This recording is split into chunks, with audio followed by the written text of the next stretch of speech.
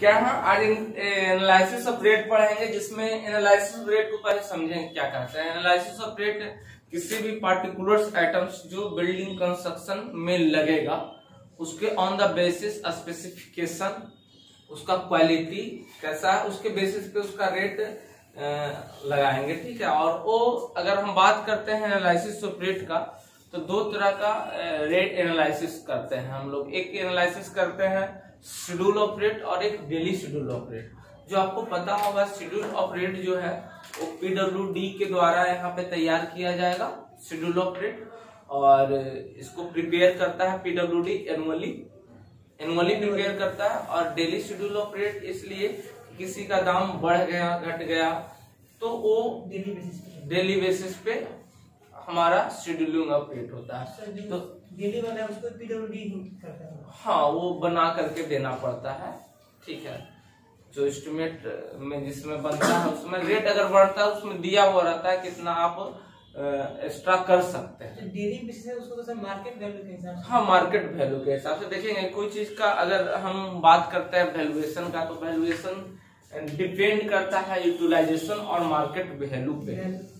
Valuation मतलब कि मूल्य की निर्धारण, तो मूल्य की निर्धारण जो होता है वो मार्केट वैल्यू और उसका यूटिलाइजेशन मतलब उसकी क्या उपयोगिता है, उसको कितना में बेचा जा सकता है, तो उस पे हम लोग डिपेंड करते हैं, ठीक है। तो कॉस्ट, अगर हम कॉस्ट की बात करते हैं तो कॉस्ट दो तरह का, फिक्स कॉस्ट और एक होता है वेरिएबल कॉस्ट। तो फिक्स कॉस्ट का तो जो अभी चल रहा है उस तरह का कॉस्ट चलते रहता है। वेरिएबल कॉस्ट जिसमें घट बढ़ सकता है, ठीक है। तो अभी हम बात करेंगे वो सब की किस तरह से कॉस्ट यहाँ पे मेटर ना है, यहाँ एनालिसिस ऑफ रेट की मेटर है, ठीक है। तो लिखेंगे एनालिसिस ऑफ रेट को सबसे पहले।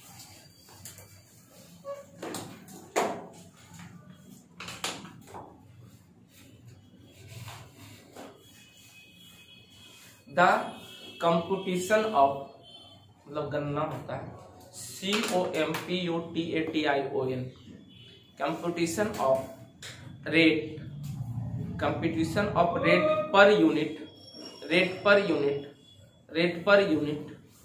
पर unit of particulars of items of work, comma, flowing its specification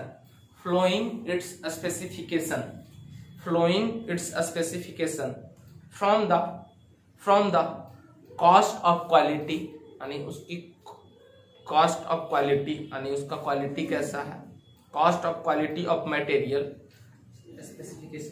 specification, comma, from the cost of quality of material,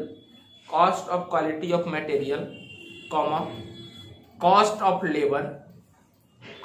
labor कितना होता है 25 से 30%, ठीक है। cost of labor and other miscellaneous cost of material, comma, cost of labor and other miscellaneous PT expense।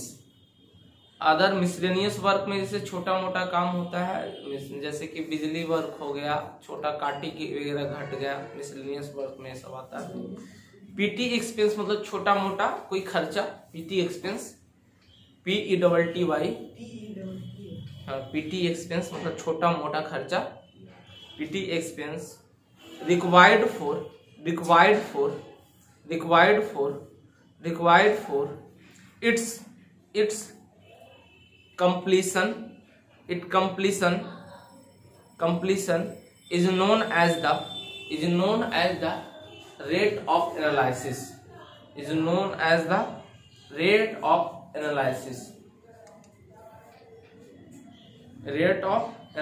देखेंगे। अगर rate of analysis की बात करते हैं हम, सुनिएगा, तो स्पेसिफिकेशन क्या बताता है, उसका फीचर कि किस तरह का वर्क होने जा रहा है, मतलब उसका कितना लंबाई होगा, कितना चौड़ाई होगा, ठीक है। उसकी फीचर की बात करता है स्पेसिफिकेशन। और क्वालिटी का किस तरह का हम वर्क करने जा रहे हैं वो स्पेसिफिकेशन हो गया। किस तरह का क्वालिटी, उसमें कौन सा सीमेंट लगाएंगे, किस तरह का एग्रीगेट लगाएंगे, कौन सा सरिया किस तरह का लगाएंगे, तो कॉस्ट ऑफ मटेरियल पे डिपेंड करता है। कॉस्ट ऑफ लेबर मतलब कि लेबर स्किल लेबर का कुछ अलग होगा, कॉस्ट नॉन स्किल लेबर का अलग होगा, कॉस्ट लेबर का अलग होगा, ठीक है। कॉस्ट ऑफ लेबर पे मिसलेनियस एक्सपेंस मतलब कि अब छोटा मोटा जैसे कि मिसलेनियस वर्क हो गया, बिजली हो गया, सैनिटेशन हो गया, ये सब छुटपुट जो वर्क होता है। पीटी एक्सपेंस और भी साइड पे जो छोटा मोटा वर्क करवाना होता है, पीटी एक्सपेंस, ये सब रिक्वायर्ड होता है एनालिसिस ऑफ रेट के लिए। रेट एनालिसिस करने के लिए ये सब रिक्वायर्ड होता है, ठीक है। अब इसका फैक्टर इफेक्टिंग यानी इसका क्या फैक्टर है तो लिखेंगे अगला। तो एनालिसिस ऑफ रेट का डिफिनेशन हो गया। अगला देखेंगे factor affecting the analysis of rate. उस बुक में क्या लिखा है? फैक्टर इफेक्टिंग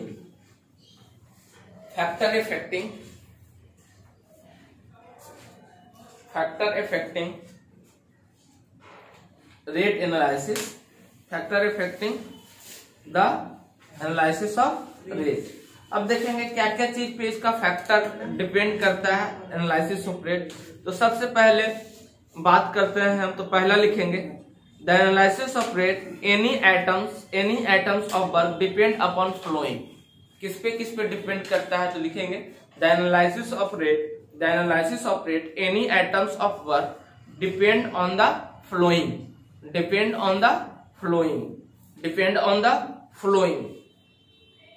पहला बात करते हैं तो लिखेंगे specification of different items of work,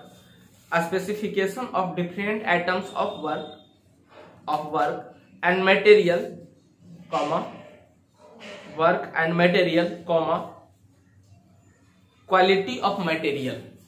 quality of material. अच्छा इतने एक बात को इतने specification of different items of work and material मतलब क्या हुआ कि इस पे डिपेंड करता है एनालिसिस ऑफ रेट, किस पे? Specification of different items of work मतलब कि किस तरह का हम वर्क करने जा रहे हैं। स्पेसिफिकेशन में उसका फीचर बताता है। स्पेसिफिक देखते हैं मोबाइल आप खरीदते हैं तो उसका एक स्पेसिफिकेशन बताया रहता है कि 2 GB रैम है, इसमें इसका इंटरनल स्टोरेज इतना है, ये है लेंथ है, इसका डायमेंशन इतना है, कैमरा इतना है, मतलब उसका फीचर स्पेसिफिकेशन। मतलब अब हम घर बना रहे हैं तो किस तरह से लोड बेरिंग स्ट्रक्चर बना रहा है, बेरिंग स्ट्रक्चर बना रहा है, फ्रेम स्ट्रक्चर बना रहा है, किस तरह का, तो उसका स्पेसिफिकेशन हुआ कि किस तरह से उसमें सरिया डाल रहे हैं, क्या डाल रहा है, तो उसका हुआ स्पेसिफिकेशन फीचर हो गया। डिफरेंट आइटम और उसमें किस तरह का मटेरियल यूज कर रहे हैं। तो पहला बात है कि स्पेसिफिकेशन पे डिपेंड करता है, दूसरा मटेरियल पे डिपेंड करता है, तीसरा अगर हम बात करेंगे तो क्वालिटी ऑफ मटेरियल पे भी डिपेंड करता है। तो लिखेंगे दूसरा पॉइंट में क्वालिटी ऑफ मटेरियल पे डिपेंड करता है, क्वालिटी ऑफ मटेरियल।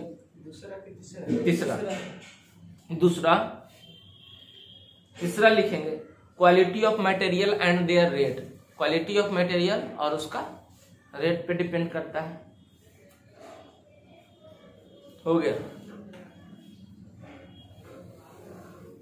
लिख लिए।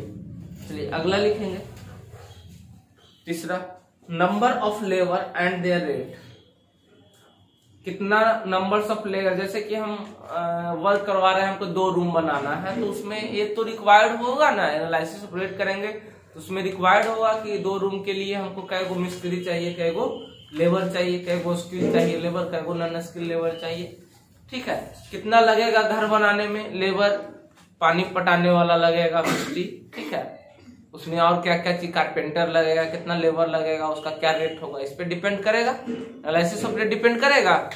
तो लिखेंगे number of labour and there rate. हो गया। अगला लिखेंगे सबसे इंपॉर्टेंट बात क्या है इसमें कि जनरली एनालिसिस ऑफ रेट या रेट एनालिसिस लोकेलिटी पे डिपेंड करता है। किस पे डिपेंड करता है कि अगर बिहार के किसी जिला में इसका कुछ रेट है तो अगला जिला में कुछ रेट हो सकता है। जैसे कि मेरे घर के बगल में नदी है, ठीक है, तो हमको बालू कुछ सस्ता मिलेगा, और एक दूसरे जगह की बात करते हैं तो वहां से नदी काफी दूर है, तो वहां पे ट्रांसपोर्टेशन कॉस्ट ज्यादा होगा। मेरे घर के बगल में एग्रीगेट का फैक्ट्री, एग्रीगेट स्टोन को तोड़ एग्रीगेट का फैक्ट्री है, तो वहां से एग्रीगेट लाने में हमको सस्ता, और पहाड़ वगैरह है तो वहां पे एग्रीगेट सस्ता मिलेगा, और जहां पे नहीं है वहां पे महंगा मिलेगा। जहां पे ईटा वहां पे ज्यादा है तो कुछ जगह जैसे कि ट्रांसपोर्टेशन को ये लोकेलिटी पे डिपेंड करता है। तो लिखेंगे depend upon locality on the site, depend upon locality, depend upon locality और location of site of work, और location of site of work. अगला लिखेंगे, अगला पॉइंट लिखेंगे, कैमा होगा? पांचवा लिखिएगा, पांचवा लिखिएगा, ability of tools and plants, ability of tools and plants, comma ability of tools and plants, मतलब किस तरह का आपके पास इक्विपमेंट है, टूल्स है, tools and plants, comma different type of equipment, different type of equipment for different operation as per specification, for different operation, for different operation, different type of equipment लिख लिए, equipment required for different different operation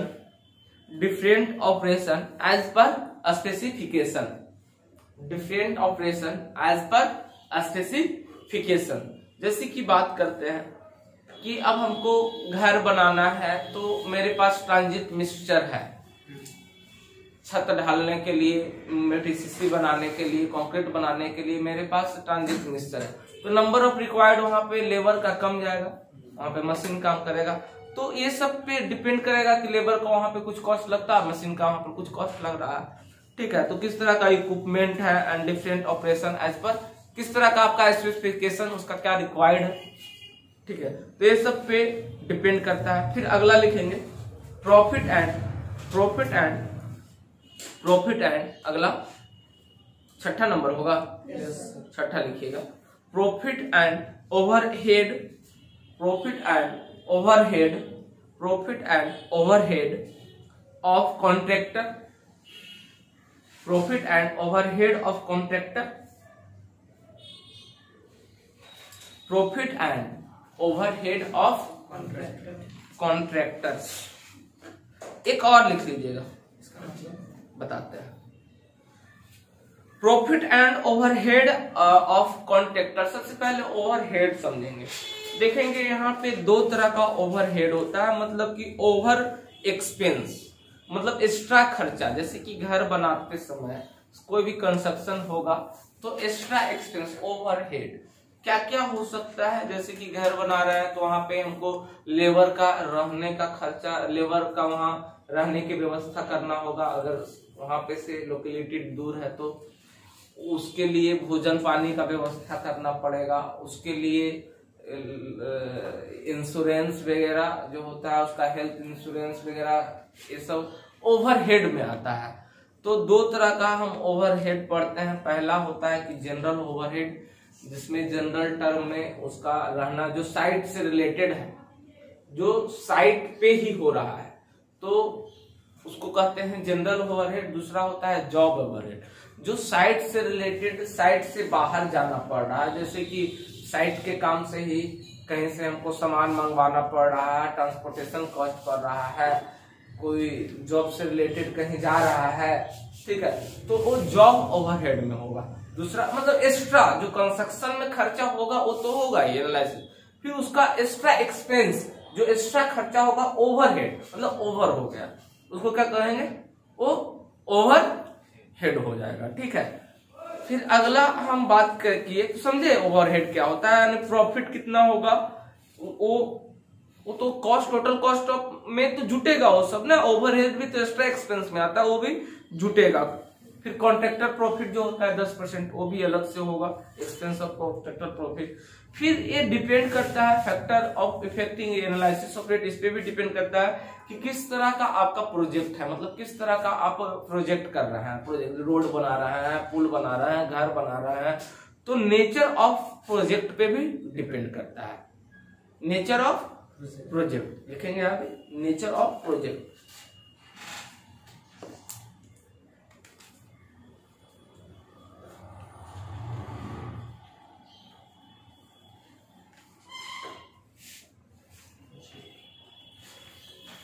चलिए अगला term है, आप लोग अगला लिखिएगा, necessity of analysis of rate. अब इसका जरूरी क्यों होता है, एनालिसिस ऑफ रेट का जरूरी क्या है, नेसेसिटी ऑफ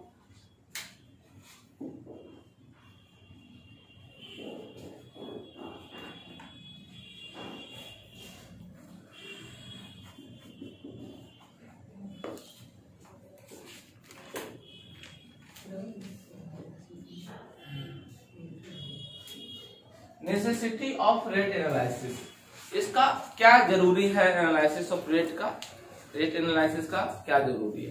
तो सबसे पहले तो लिखेंगे इसका फ्लोइंग आइटम लिखेंगे। पहला लिखिएगा नेसेसिटी, लिखेंगे the rate analysis of item necessary is known as rate of various items, rate of various item, rate of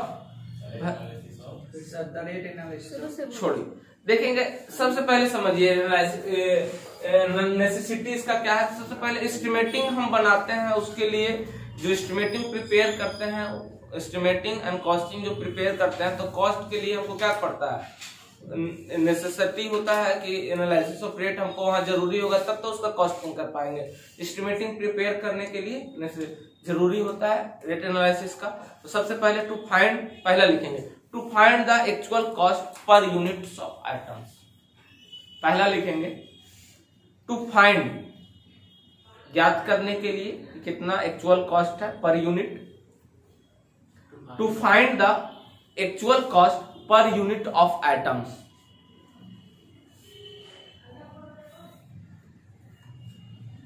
हमको एक यूनिट का आइटम्स पर यूनिट का हमको रेट पता चल जाएगा, तो जितना हमारा क्वांटिटी निकलेगा उसका हमको रेट पता चल जाएगा, कोई दिक्कत इसमें होगा नहीं ना। लिखिएगा दूसरा नेसेसिटी लिखिएगा, दूसरा to maintain economical, to maintain economical, इससे मेंटेन भी हम करते हैं, to maintain economical use of material, use of material and to economical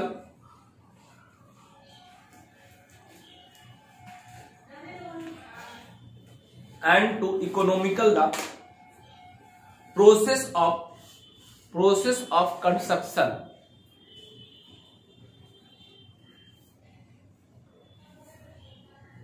and to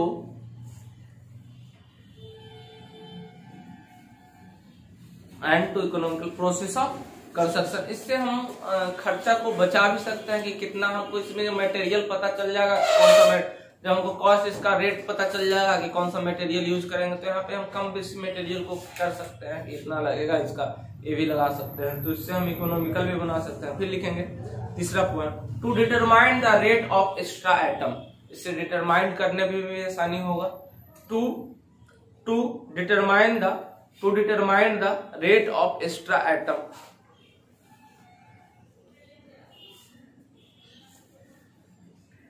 to determine the rate of extra items. ठीक है, चलिए अगला लिखिएगा चौथा पॉइंट, फॉर प्रिपेयरिंग, इससे आसान भी होता है कि प्रिपेयर करने में सप्लीमेंट्री एस्टिमेट, मतलब सप्लीमेंट्री एस्टिमेट आपको बताया, जैसे एस्टिमेट हम किए कितना करना, अब उसमें हमको ख्याल आया कि कुछ और ऐड करें, तो वहां पे हम सप्लीमेंट्री एस्टिमेट या रिवाइज सप्लीमेंट्री एस्टिमेट वहां पे करते हैं। हम बताए थे इसमें कि अगर रिवाइज एस्टिमेट कब करते हैं, जब टोटल कॉस्ट का 5% अगर इंक्रीज कर जाता है, या फिर कॉस्ट ऑफ मटेरियल का 10% इंक्रीज करता है तो रिवाइज एस्टिमेट करता है, या फिर सप्लीमेंट्री रिवाइज एस्टिमेट कब करते हैं, जब हम एस्टिमेटिंग में कुछ सुधार करना है या कुछ एडिशन करना है, तो वहां पे सप्लीमेंट्री रिवाइज सप्लीमेंट्री एस्टिमेट का यूज करते हैं। तो इसमें प्रिपेयर करने में, एनालिसिस ऑफ रेट से हमको प्रिपेयर करने में इसको आसान हो जाता है, वहां पे हमको रेट पता करना आसान हो जाता है कि यहाँ पे ये कर रहा है, तो वहां पे इसका नेसेसिटी है।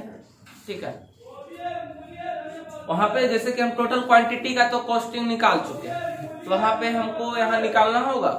एनालिसिस ऑफ रेट में सबसे पहले हम पार्टिकुलर सी आइटम्स का पर यूनिट कॉस्ट हम को पता रहता है, उस आइटम्स का फिर टोटल क्वांटिटी का कॉस्ट निकालते हैं, टोटल कॉस्ट निकाल लेते हैं उसका पार्टिकुलर आइटम्स का। जैसे सीमेंट का अलग निकालेंगे, सैंड का अलग निकालेंगे, कितना कॉन्ग्रीगेट का, छड़ का अलग निकालेंगे। ठीक है, अगला लिखेंगे टू चेक द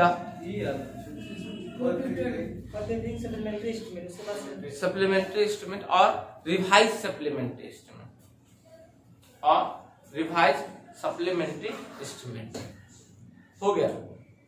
अगला लिखेंगे to check the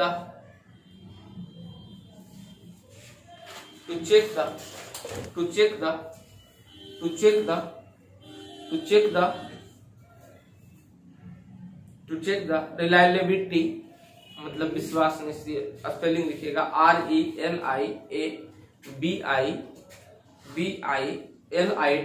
reliability of rate in tender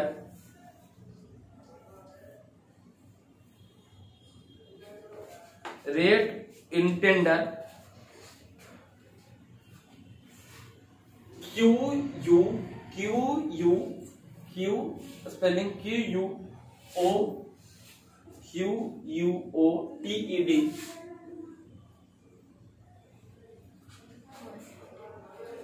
QUOTED quoted by the contractor। इसमें क्या होता है कि किस तरह का विश्वसनीय हमारा टेंडर है कि नहीं, उतना तक हम टेंडर मेरे लिए ठीक है कि नहीं, या जो टेंडर फिल करके दिया है इतना होगा कि नहीं। तो इससे हमको रेट ऑफ एनालिसिस करना, जब हमको रेट पर यूनिट का हमको पता होता है तो एनालिसिस ऑफ रेट करना आसान हो जाता है, और इससे कॉन्ट्रैक्टर को पता चल जाता है कि कितना मेरा इसमें मटेरियल लग रहा है, कितना लगेगा, कितना कॉस्टिंग करना आसान हो जाता है रेट ऑफ एनालिसिस से। ठीक है, चलिए अब हम डायरेक्ट आ जाते हैं प्रश्न पे। ठीक है, एक प्रश्न हम बनाते हैं। अब इसमें कुछ समझाने के लिए है कि कॉन्ट्रैक्टर प्रॉफिट, तो आपको पहले ही समझा चुके हैं कि कॉन्ट्रैक्टर प्रॉफिट जो होता है कि रेट ऑफ आइटम 10% ऑफ होता है टोटल कॉस्ट ऑफ कंस्ट्रक्शन का।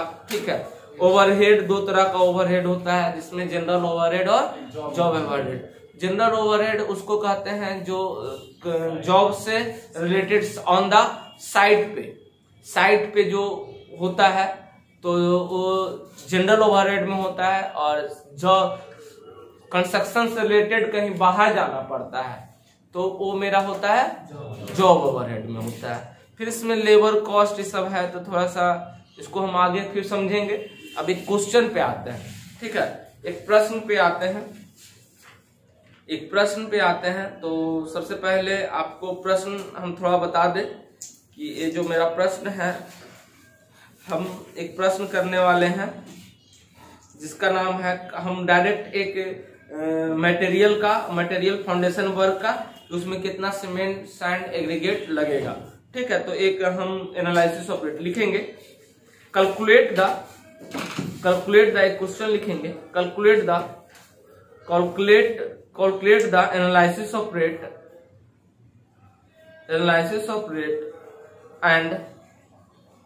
and material for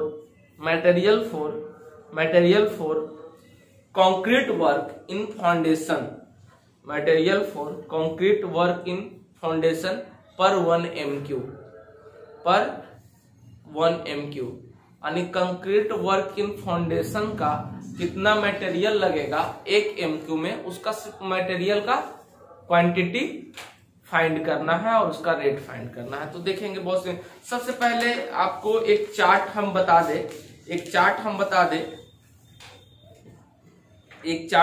दे। सबसे पहले आपको 10 MQ का हम चार्ट बताते हैं। 10 MQ का एक चार्ट बना के एक साइड में एक 10 MQ का कंक्रीट वर्क का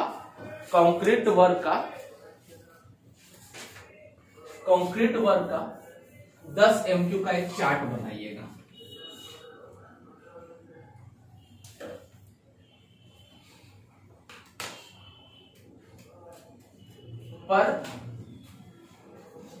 10 MQ। 10 MQ के लिए हम कंक्रीट वर्क में क्या कर रहे हैं, एक चार्ट बना रहे हैं। 10 MQ वही उसका वॉल्यूम। हाँ वॉल्यूम मतलब 10 MQ के लिए चल रहा है। तो 10 MQ के लिए मेरा लेबर का क्या रिक्वायर्ड होगा उसके लिए हम बता रहे हैं, फिर मटेरियल का हम निकाल लेंगे। 10 MQ के लिए जो मेरा लेबर का रिक्वायरमेंट है कंक्रीट वर्क के लिए, तो इसका लेबर जो होता है, लेबर में सबसे पहले मिस्त्री होगा जो हेड मिस्त्री, हेड मेसन उसको बोलते हैं। हेड मेसन होगा 1/2 नॉन, मतलब कि पर डे का हिसाब होता है। Per day 8 hour, per day 8 hours का है 10 MQ पर डे 8 आवर का, एक दिन का। हाँ पर डे 8 आवर का, एक दिन में 8 घंटा काम करता है, ठीक है। 8 आवर का है तो हेड मेसन 10 MQ करने में एक दिन में आधा 4 घंटा काम करेगा, तो आधा नॉज हम लिख दिए, मतलब कि 10 से MQ काम नहीं होगा, इससे कम बेसी होगा ना, ठीक है, तो हाफ लिख लिए, ठीक है। फिर इसी तरह से मेसन, एक हेड मेसन होगा जो उसको एडवाइस करता है कैसे से बनेगा, ठीक है। एक मिस्त्री जो काम करता है वहां पे। सर वो हाफ नॉज क्या है? नंबर्स हो गया। आधा मेसन चाहिए। हाँ, आधा मेसन काट के, एक आदमी को काट के नहीं, ये हम क्या बोले 4 घंटा। ये पर डे एक आदमी 8 घंटा काम करेगा, ठीक है। तो ये हाफ आवर तक इसका काम का मतलब है, ठीक है। अब आधा आदमी काट के नहीं समझ जाइएगा, आधा आवर मतलब 4 घंटा। तो एक घंटे 8 आवर का रेट हेड मेसन कितना अभी लेता है, अप्रोक्स 1800 लेता है ना। मिस्त्री राज मिस्त्री जो है, और यहाँ पे मेसन हो गया जो वहाँ पे ईटा वगैरह जोड़ता है, वो एगो लगेगा, ठीक है। मजदूर जो होगा कंक्रीट में हम ले रहे हैं, मजदूर जो होगा 9 गो लगेगा, 9। ये मजदूर जो होगा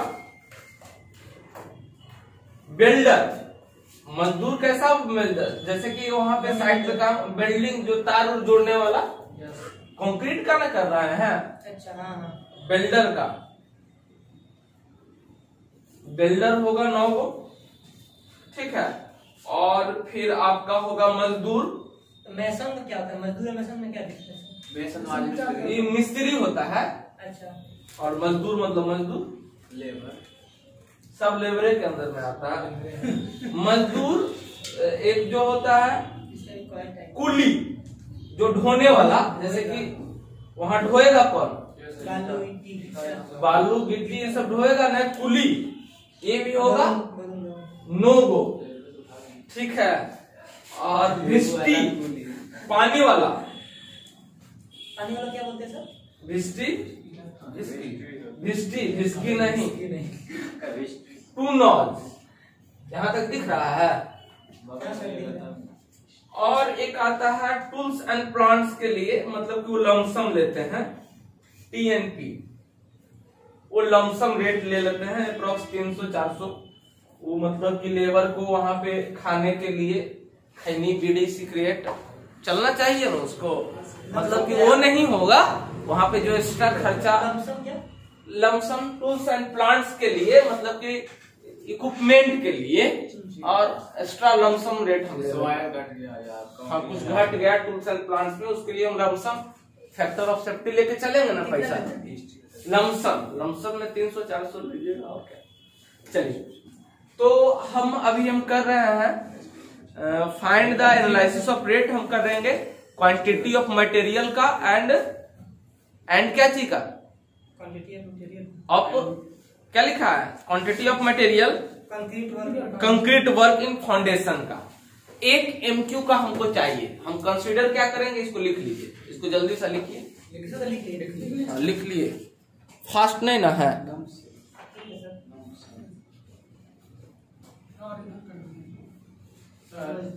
हाँ बोलिए ना। मान लीजिए इतना इतना दे रहे हैं 9 मजदूर आधा आधा, तो ये 10 आदमी का काम करने के लिए कितना दिन लगेगा?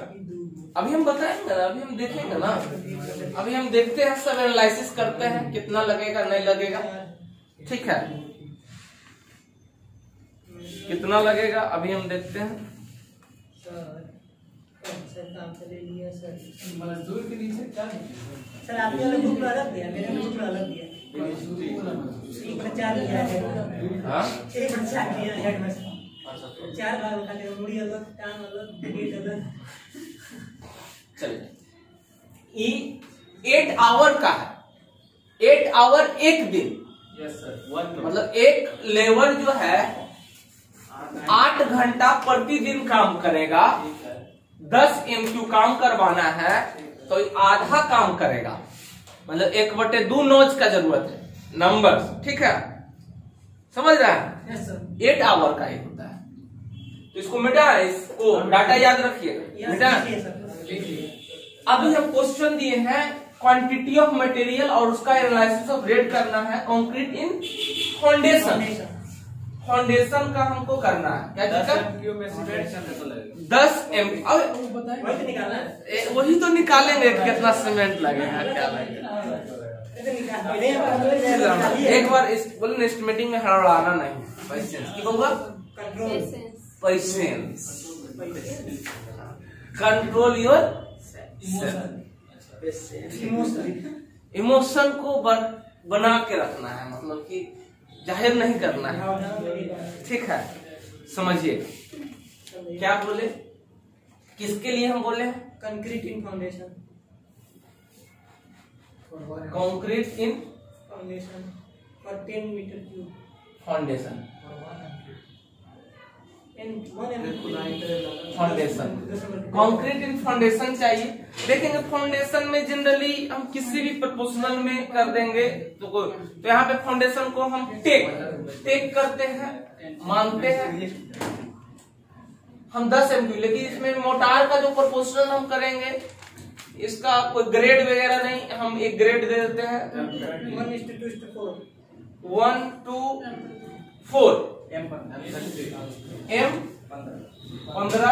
1 2 4।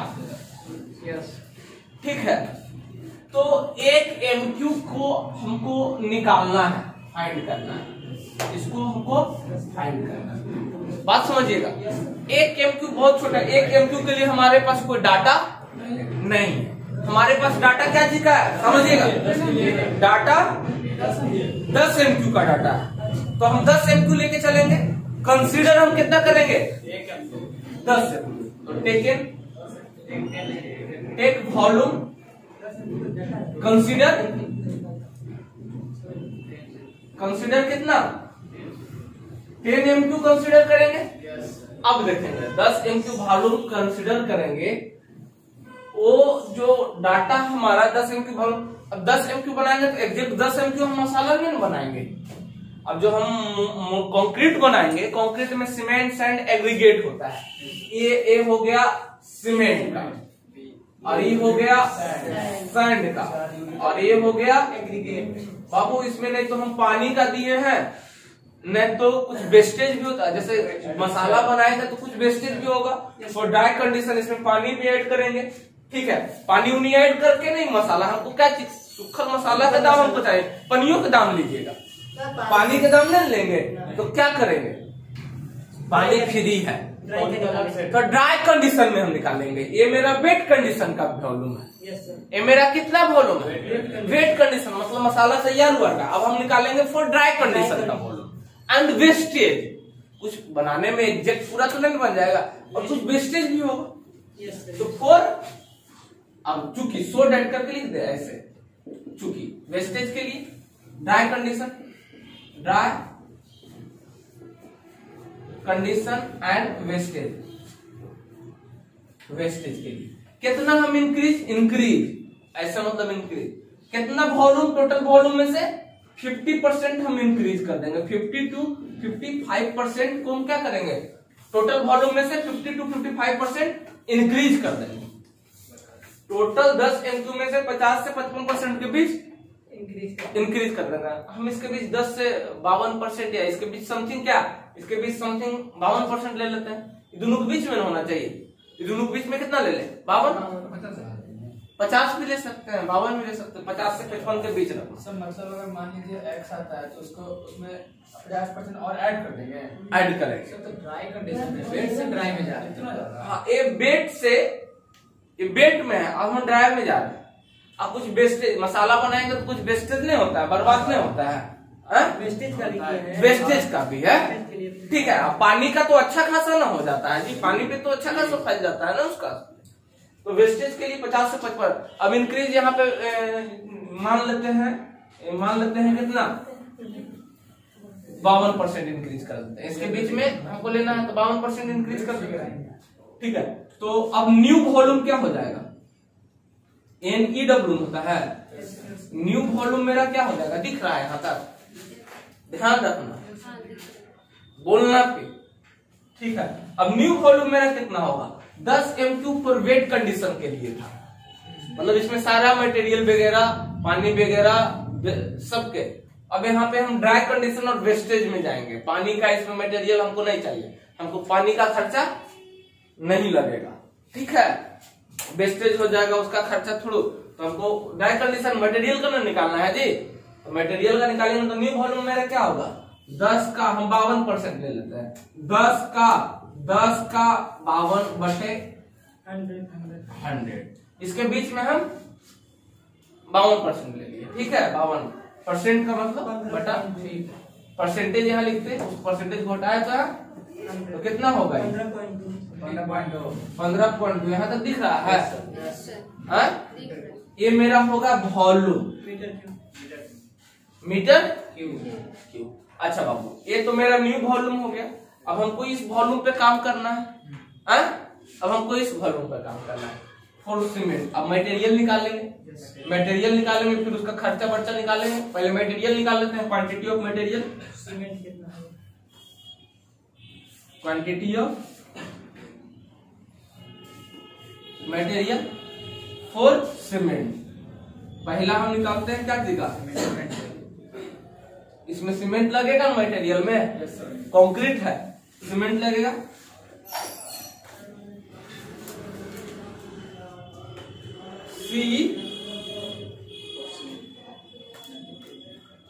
सीमेंट लगेगा।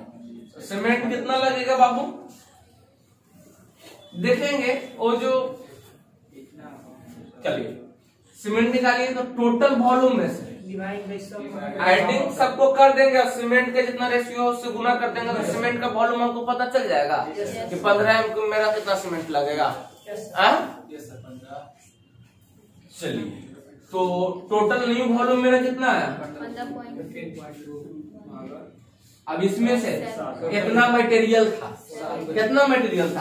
एक मटेरियल था, 1 पार्ट 2 पार्ट बालू और 4 पार्ट गिट्टी था, और उसमें से उसका 1 पार्ट मेरा क्या है, सीमेंट। तो 1 पार्ट से गुना कर दिए सीमेंट का, तो कितना हो गया, निकाल के आएगा, कैलकुलेशन करेंगे तो कितना होगा, दिख रहा है यहाँ तक, 2.17 मीटर क्यूब मेरा सीमेंट लगेगा। सीमेंट इतना लगेगा। अब चलिए, सीमेंट इतना लगा, अब सीमेंट इतना लगेगा तो संतुष्टि नहीं हुआ, हम वॉल्यूम में कैसे सीमेंट लेंगे, सीमेंट बैग में आता है, हमको बैग में चाहिए। तो टोटल वॉल्यूम में से सीमेंट का 1 वॉल्यूम से भागा कर देंगे, 1 बैग का वॉल्यूम से भागा कर देंगे तो नंबर ऑफ बैग निकल जाएगा। तो नंबर ऑफ बैग निकालेंगे कैसे,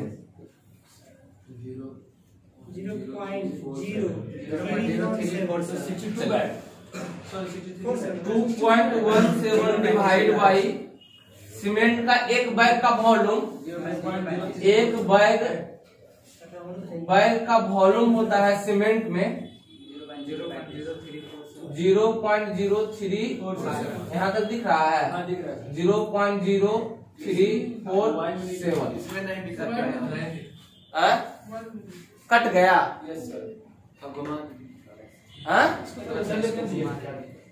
चलो ठीक है, तो नंबर ऑफ बैग निकल जाएगा। देखो नंबर ऑफ बैग निकल जाएगा 0.0347। एक बैग का वॉल्यूम होता है इसमें बउआ, मीटर से मीटर गया। इसको भागा करेंगे तो कितना होगा? 63 बैग। कई बैग लगभग पूरा पॉइंट में बताइए। 62.53 बट्टा में तो नहीं, मतलब एक बढ़ा देंगे, सिमिलर कर देंगे 63 बैग। 360 बैग्स निकल। मेरा क्या निकला?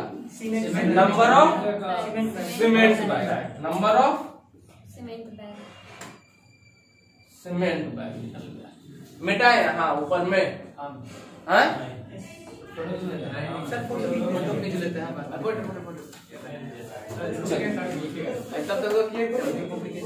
चलिए आगे निकालते हैं सैंड का। क्या जी का? सैंड का। बस उसी साइड में करेंगे, उसी तरह से सैंड में करेंगे। तो सैंड का वॉल्यूम क्या हो जाएगा? Volume of sand, volume of sand, volume of sand क्या करेगा? टोटल वॉल्यूम में से लेके चलेंगे 15.2 एडिंग अप टोटल पार्ट कितना? एक पार्ट, दो पार्ट और जिसमें सीमेंट सैंड का कितना पार्ट है?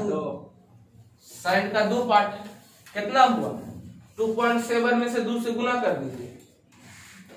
2.17 में से 2 से 4.34 आएगा। अब ध्यान रखिएगा, इतना वॉल्यूम मेरा सीमेंट का। जब हम ट्रैक्टर, छोटा जो ट्रैक्टर जो होता है, ट्रक में 8 टन 8 वॉल्यूम होता है, 8 MQ होता है। ट्रक में 8 MQ होता है एक ट्रक में। ओवरलोड होता है तो 8.5। और ट्रैक्टर में 2.7 लमसम 3 MQ ले लेते हैं। तो एक ट्रैक्टर से ज्यादा बालू लगागा। एक ट्रैक्टर से एक 1.5 ट्रैक्टर बालू, 1.5 ट्रैक्टर बालू लगेगा। 10 MQ मसाला बनाने में, कंक्रीट बनाने में, मसाला नहीं बोलेंगे, कंक्रीट मोटर बनाने में। ठीक है चलिए अब इसी तरह से गिट्टी का निकाल देते हैं वॉल्यूम। यहाँ ये वाला में डाल देते हैं। गिट्टी आपको लगेगा 8.6। चलिए इसी तरह से वॉल्यूम ऑफ, यही बात होता है गिट्टी में भी, एग्रीगेट में भी सेम वॉल्यूम मान के चलते हैं, समझे? हाँ चलिए तो same volume 15.2 adding of proportional कितना था जी? 1 पार्ट सीमेंट का, 2 पार्ट बालू का और 4 पार्ट गिट्टी का। जिसमें हमको किसका निकालना है? गिट्टी का। तो गिट्टी के प्रोपोर्शनल से गुना कर देंगे, कितना हुआ? 8.6। ये हो गया 8.6। सब स्टैंड निकालेंगे और एग्रीगेट निकालेंगे, दोनों मीटर क्यूब में छोड़ देंगे। ट्रैक्टर में चेंज हाँ ट्रैक्टर में चेंज नहीं करना है। ठीक है तो लगभग एक ट्रक आ गया, एक ट्रक से ज्यादा ओवरलोड लेके चलेंगे। सब ओवरलोड सैंड और सीमेंट का वॉल्यूम दोनों सेम आता है ट्रक में। हाँ लगभग सेम मान के चलते हैं, ऐसे वॉल्यूम सेम थोड़ा होगा। लगभग मान के चलते हैं कि 3 MQ लिखा है, उसमें लिखल भी रहता है। हाँ लिखल रहता है 8 MQ। ट्रक का वॉल्यूम बालू रखेंगे गिट्टी, वो वॉल्यूम का ट्रक का वॉल्यूम सेम होगा, समझे? उतना वॉल्यूम मेरा उसमें लिखल भी रहता है। ट्रक लेके ज्यादा आएगा, गीला सैंड रहेगा तो हाँ उसका एनालिसिस थोड़ा कर रहा है कि कितना बकलिंग का क्या चक्का लगता है। तो बकलिंग ऑफ सैंड नहीं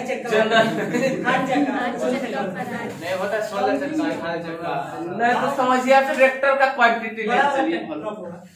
ट्रैक्टर का क्वांटिटी 3 MQ का वॉल्यूम ट्रैक्टर होता है आसपास। तो आपको मटेरियल निकल गया ना, मटेरियल इतना इतना। अब एक रेट निकालना है तो रेट इसका निकाल देते हैं। इसका रेट निकालना है, चलिए तो रेट इसका निकालते हैं। इसको मिटा दे, सब मटेरियल याद है ना, लिखा दीजिए पहले आप लोग। सीमेंट कितना लगा था? सीमेंट कितना लगा था? 63 बैग, 63 बैग। 63 बैग। सैंड कितना लगा था? दिख रहा है यहाँ तक? यहाँ तक दिख रहा है? सैंड कितना लगा था? 4.63 एग्रीगेट कितना लगा था? 8.68 मीटर। उसको सर सुधार दीजिए 4.34 लिखिए। 4.34 एन इतना लगा था। चलिए इसको मिटा दे। अभी हमको 10 MQ का निकालना है। अरे छापना क्या, समझना है। ये कोई मैथमेटिकल ज्यादा बड़ा कैलकुलेशन नहीं है। चलिए अब हमको निकालना है क्या चीज? इसका एनालिसिस ऑफ रेट निकालना है। तो एगो चार्ट बनाएंगे। चार्ट में क्या लिखेंगे? ऐसे पहले इधर लिखेंगे सीरियल नंबर,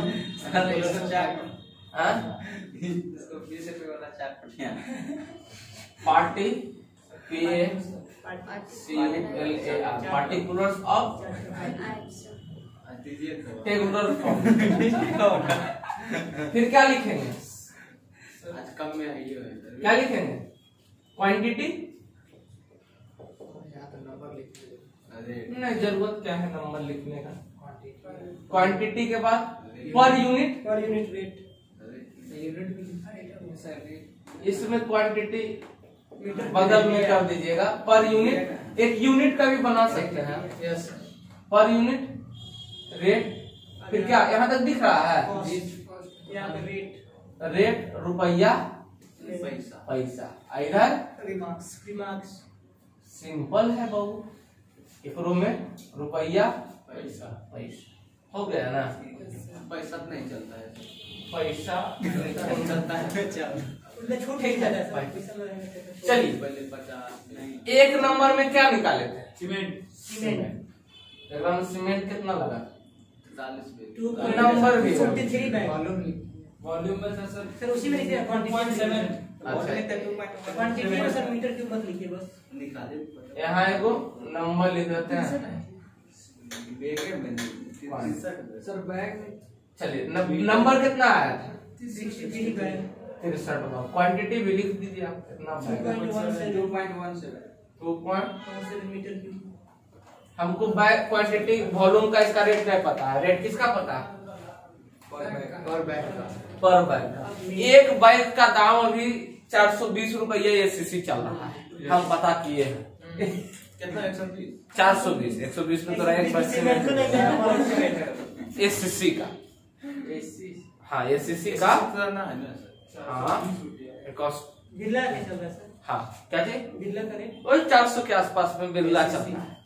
ठीक है, तो 400 हम लगा लेते हैं रेट का। एक बैग का कीमत हम कितना? 400 रुपया। 63 बैग का दाम हम निकाल देंगे। 400 गुने 63 25,200 हमको लग गया सीमेंट में। 25,200 ऐसे लिख दे। इतना रुपया इतना पैसा। रिमार्क में कुछ नहीं, यहाँ लिख देंगे एक बैग सीमेंट। रिमार्क में ऐसे लिखिएगा एक बैग 400 रुपया सीमेंट 400 का कीमत इंडियन करेंसी। कॉस्ट कितना? इंडियन करेंसी में 400 रुपये। यहाँ तक दिख रहा है बाबू? यस हाँ? ये थी आ जा रहे हैं इससे। क्या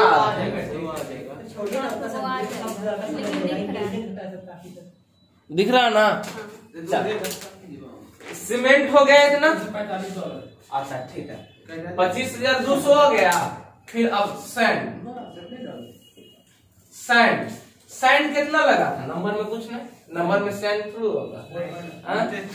अच्छा मेजरमेंट, अगर सैंड बोले तो सैंड का मेजरमेंट हम मीटर क्यू में करते हैं। सैंड पार्टिकल बोले तो उसका मेजरमेंट मीटर क्या चीज में करेंगे? हाँ, तो सैंड कितना लगा था? 4.34 मतलब पूरा एस्टिमेटिंग ऑल ओवर सब आता है ना, लग रहा है ना? चलिए, तो तो सीमेंट सैंड इतना लगा। अच्छा बब्बू अभी हम बताए थे एक ट्रैक्टर में 3 MQ। तो हम 3 MQ मतलब अभी हमारे गांव में चल रहा है, हम अपन गांव के बना ट्रैक्टर का हम पता किए हैं रेट कितना है। एक ट्रैक्टर अभी आता है 3000 में, हमारे दिन से नदी भीड़ है 3000 में आता है। अब 5000 में मंगाए थे अच्छा, हमारा दिन 3000 में, ठीक है हमारा दिन हम अपने वाला रेट लगाए। वो कोई मालूम हमारा दिन 3000 पर ट्रैक्टर मिलता है। हाँ अच्छा ठीक है, हमारा दिन 3000 पर ट्रैक्टर मिलता है बालू, ठीक है। सबसे अच्छा बालू होता है चेन्नई का माना जाता है, चेन्नई का नदी, ठीक है। वहीं से स्टैंडर्ड माना गया है, उससे कौन कितना ये अच्छा है बड़ा है उसी से मेजर कर, किसी से तो एक रेफरेंस मानना पड़ेगा ना। तो चेन्नई को माना, चेन्नई के सैंड को, चेन्नई साउथ उधर वहाँ का सैंड स्टैंडर्ड माना है, हाँ उसको रेफरेंस माना। सुनिए चुप रहिएगा। तो हमारा देने पता किए हैं रेट, एक ट्रैक्टर का दाम है 3000, ठीक है। एक ट्रैक्टर का दाम कितना 3000। आप लोग अपना देने रेट पता कर लीजिएगा, ठीक है नहीं। तो एक ट्रैक्टर में अभी तुरंत हम बताए थे कि 3 MQ बालू अटता है, तो 1 MQ का दाम कितना 1000। बड़ी आसान हो गया, एक पर यूनिट रेट मेरा हो गया 1000 रुपया। लिख देंगे एक ट्रैक्टर, ट्रैक्टर का स्पेलिंग बोलिए वन ट्रैक्टर TRAC। ट्रैक्टर के हिसाब से रेट निकालेंगे सर, लिख देंगे मतलब कहीं से रेफरेंस रेट निकालना। एक ट्रैक्टर का क्या बराबर 3 MQ। सर रेट तो मीटर के ऊपर भी बताता है, जैसे बालू करते हैं तो फीट पे हम यहाँ पे रेट नहीं निकाल रहे, रेट आपको चार्ट मिलेगा, समझ रहे हैं। चार्ट कहाँ मिलेगा? चार्ट ये तो आपको नहीं मिलेगा, ये चार्ट आपको दुकानदार से पूछे पड़ेगा। PWD के चार्ट हमको नहीं मिला है एग्जाम में, PWD हमको चार्ट देगा तब ना एग्जाम में जाकर बनाएंगे जी एस्टिमेटिंग। PWD के चार्ट हमको नहीं मिला है, एक बार तब घर जाना तो रेट हम कहाँ से लेंगे? हाँ तो रेट आपको मार्केट से पता करना होगा, नहीं तो PWD हमको चार्ट देता तो बोलिए एग्जामिनर जो होता है बोर्ड को सब मेल करिए कि एस्टिमेटिंग बनाने के लिए हमको PWD का कोड चाहिए, भेजेगा वहां से। नहीं तो गूगल हमको ले जाने दो, जैसे RCC में IS कोड ले जा देता है ना कि डाटा हमको वहां से चाहिए, IS कोड ले जाते हैं तो बोलिए कि हमको रेट एनालिसिस करना है हमको ठीक है। तो रेट आपको हम एक रेट आपको लिखवा रहे हैं, यहाँ ध्यान से देखिएगा। तो पर MQ रेट हम कितना 1000 जितना MQ का गुना करके निकालिए 4340 इंडियन 4340 रुपया पैसा इंडियन करेंसी गांधी जी वाला इतना लगा। अब हमारा गिट्टी का कितना लगा एग्रीगेट का MQ का 8.6 हम पता किए हैं। हमरा दिन मिलता है गिट्टी एक ट्रैक्टर के हिसाब से हमरा दिन मिलता है, ठीक है। एक ट्रैक्टर में 3 MQ वॉल्यूम होता है ट्रैक्टर का, देखेंगे ट्रक में 8 MQ, ठीक है। तो हम पता किए हैं हमारे गांव में एक ट्रैक्टर गिट्टी 7200 रुपया मिलता है। एक ट्रैक्टर गिट्टी 7200 रुपया मिलता है, और उसमें 3 MQ होता है एक ट्रैक्टर में। तो 1 MQ का रेट बताना होगा 7200 बटा 3 कितना हो गया 2400 रुपया लगेगा एक MQ का। हम पता किए हैं रेट कितना 24, ठीक है। ऐसे पता करते रहिएगा रेट कितना लगा 20,832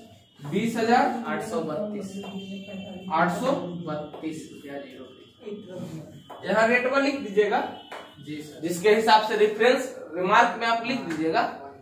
चलिए यहाँ तक एक क्वेश्चन बन गया, हमको मटेरियल का टोटल कॉस्ट निकालने। मटेरियल में हमको मटेरियल का टोटल कॉस्ट ऑफ मटेरियल, इसमें तो कुछ extra total cost of material कितना हो जाएगा 20,532 ए जोड़िए बढ़िया से 50,000 50,000 ₹72 सस्ते में। अच्छा अभी देखिए ना एक 25% कम से कम आना चाहिए, ऐसे लिखाएगा ना जी। जी सर। दो सुना 50,000 सामान 372। ये तो सामान का इस सामान का है। एक्स्ट्रा प्रॉपर्टी मांगे वो भी अब देखिए 3 मीटर की। अब इसको मिटा है, जो दे कितना अब इसको मिटा है रुके सर हैं? सबसे फोटो हुए दीजिए। अब एकदम की समझ में आएगा फोटोवा में, मतलब दिमाग में सेट हुआ वो हो गया यहाँ। अच्छा घड़िया कहाँ गया तो? है सब देखते हैं सर। देखे आज हाथ का सुना लग रहा है।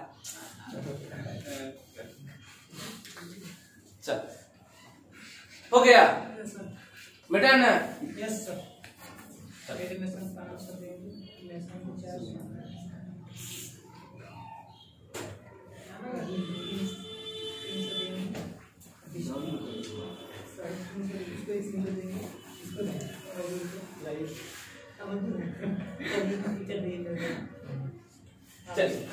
दूसरा पार्ट हम करते हैं किसका? दूसरा पार्ट सुपर। मजदूर सब खाने नहीं खाता है सब बोलता है। हाँ कंसल्टेंसी कंसल्टेंसी खाने नहीं खाता है एकदम बंदी का काम चलिए अब लेबर का निकालते हैं। लेबर में क्या क्या चीज था? लेबर में क्या क्या चीज था? हेड मेसन पहले लिखा दिए नाम। हेड में सब माला पीस लो। हेड मेसन मेसन है मेसन नेशन फिर आएगा मजदूर फिर बस हाफ मेसन एक नंबर लिखा दीजिए। नेशन 1/2 हाफ नॉट ना। Yes sir. चलिए फिर मेसन आएगा। मेसन है कै गो? नेशन एगो एक। फिर मजदूर 9 गो। अच्छा एक चीज में प्रिसिशन कर रहे हैं तो भिस्टी का जरूरत, ब्लैक स्मिथ का जरूरत। ब्लैक स्मिथ ब्लैक स्मिथ मतलब कि ब्लैक स्मिथ मतलब क्या होता है? छड़ उड़वाने वाला जी, उसका जरूरत नहीं पड़ेगा। उसका जरूरत, इसमें कुली का जरूरत पड़ेगा। पीसीसी में नहीं पड़ेगा। हाँ पीसीसी में क्या चीज का जरूरत पड़ेगा? मजदूर का पीसीसी तो सबको नहीं है छड़ लगा ना वेल्डर खत्म था। हाँ बेल्डर को खत्म कर दिए। वेल्डर इसमें है का 3 नंबर में मजदूर जिसमें कुली 9 गो। कै को मजदूर लगा? 9 गो। हिस्ट्री लगेगा। हिस्ट्री कै गो? 2 गो जनरली होता है पीसीसी आरसीसी में।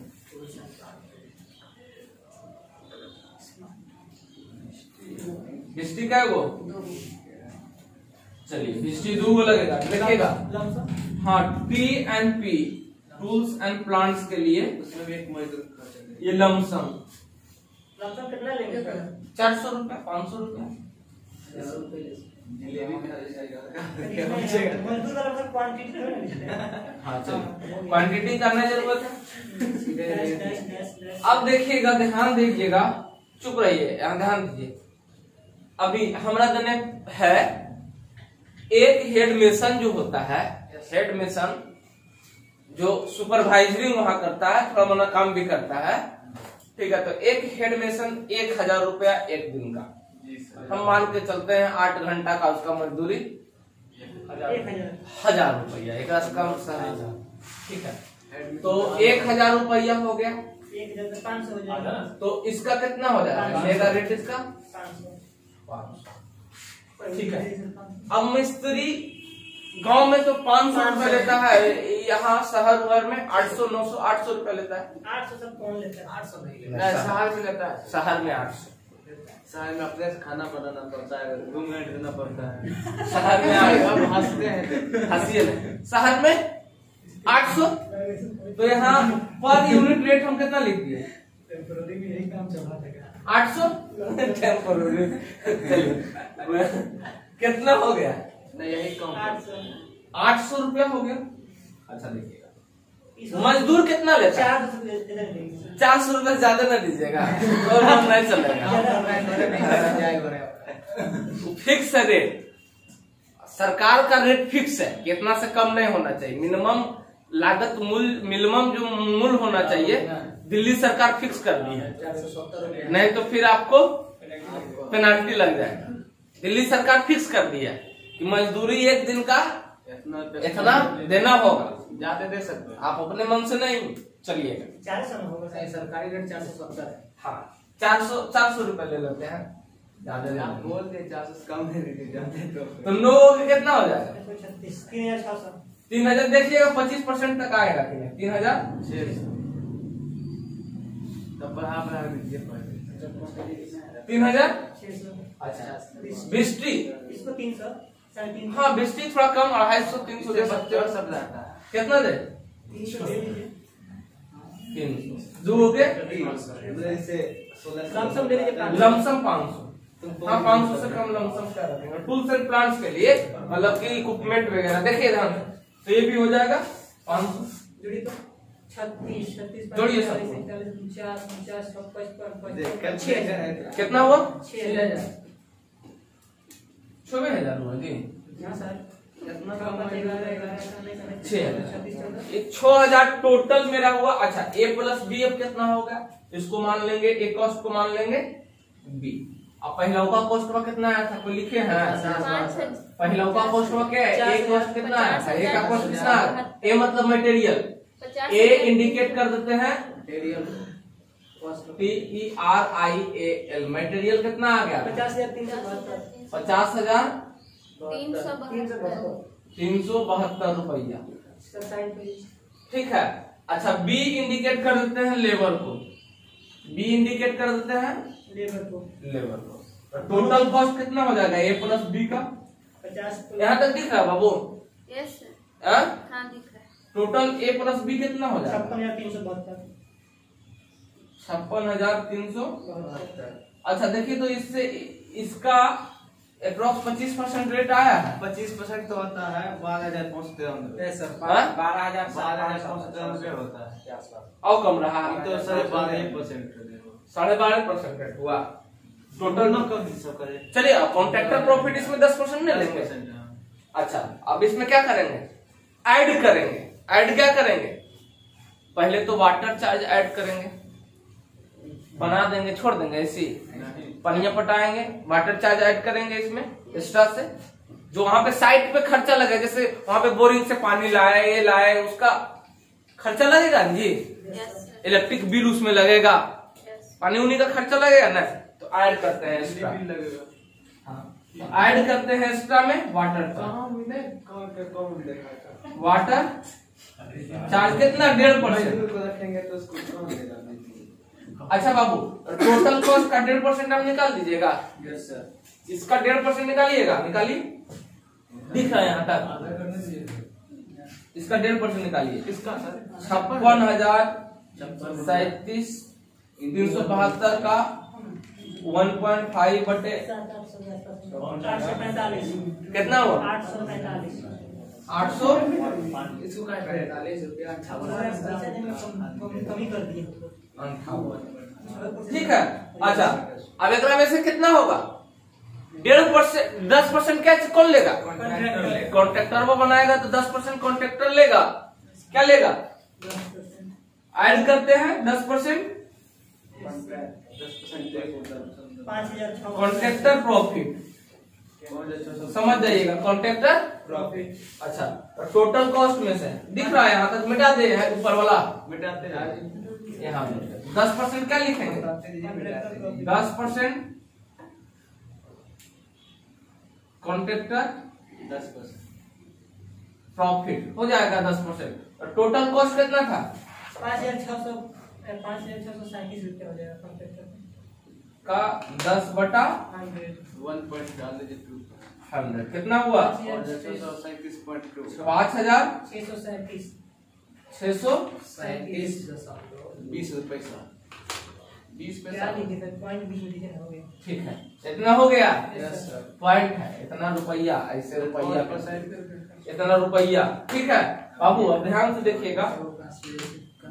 अच्छा हाँ, उसको इसमें जरूरत नहीं है, लमसम ले सकते हैं 5% का कंसल्टेंसी, वो डिटेल एस्टिमेट में कंसल्टेंसी लेते हैं, यहाँ पे हम काम करवाने का खर्चा। यही हो गया था। चलिए अब टोटल ग्रांट कॉस्ट कितना होगा? ग्रांट कॉस्ट आएगा 62,854।